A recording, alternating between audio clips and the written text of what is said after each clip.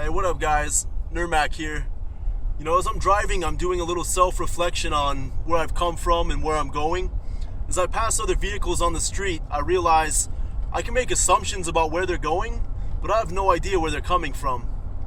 Earlier this year, I was in a situation where I was surrounded by individuals I would normally avoid. And one individual in particular, I had no sympathy for. I could not feel respect for this person because I had learned about what he did and where he came from. But then he really opened up to me and explained about what had been done to him. And immediately I felt compassion and sympathy for somebody that I had previously thought impossible. So I wrote this. It's called Negative Projection. Well, let me tell you all a story about a girl named Courtney. Courtney was just a shorty with the father of 40. Not 40 years, because surely he was older than that. But 40 kids he'd adopted, and most of them called him dad. Now, shortly after Courtney was born, the story got sad. See, Courtney's father was mad the mother was sleeping around, so he took his daughter and left town with the news he had found. The test results brought him down when he learned she wasn't his blood, but for her he had love. And adoption wasn't an option because he was adopted himself, and that just wasn't enough. He wanted Courtney to feel fortunate, so he opened up an orphanage and started helping orphan kids get off of the street. He'd take them in, give them shelter along with something to eat. His heart was the finest, his kindness was something to see, and although his intentions were good, it seemed Courtney wasn't receiving the attention she should. She was neglected, disrespected, tested by the hired help, treated like she didn't belong, so that's how she felt. But they were wrong for subjecting her to an emotional hell. And this went on for so long, but her father just didn't notice. He was preoccupied and busy, and she was oh so hopeless. It was bogus the way that the good turned bad. Courtney wanted a dad, but she just wasn't his girl, so she was destined to reside inside of her own world. Well, here's a similar story about a kid named Jim.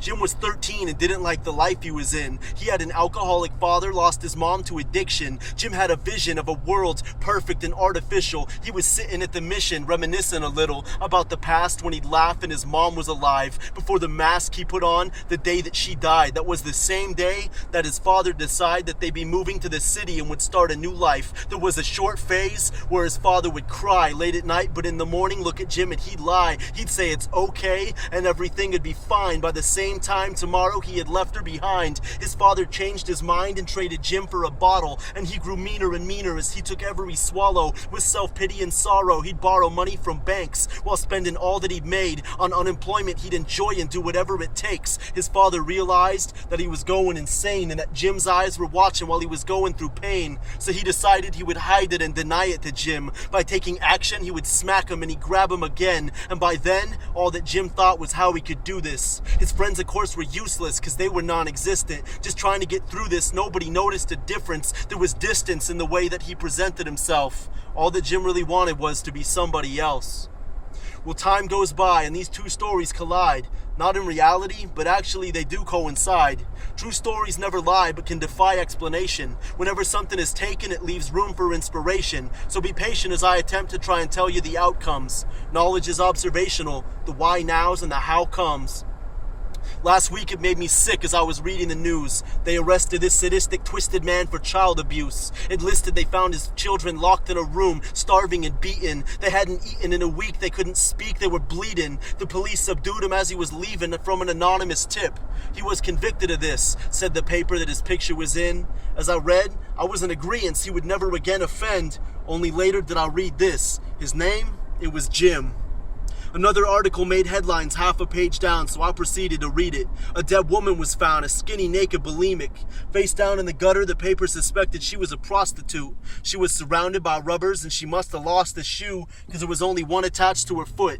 No families come forth yet. Detectives are still trying to look, but it was obviously murder. Her assailant attempted to hide her, and thanks to dental records, they've now successfully identified her.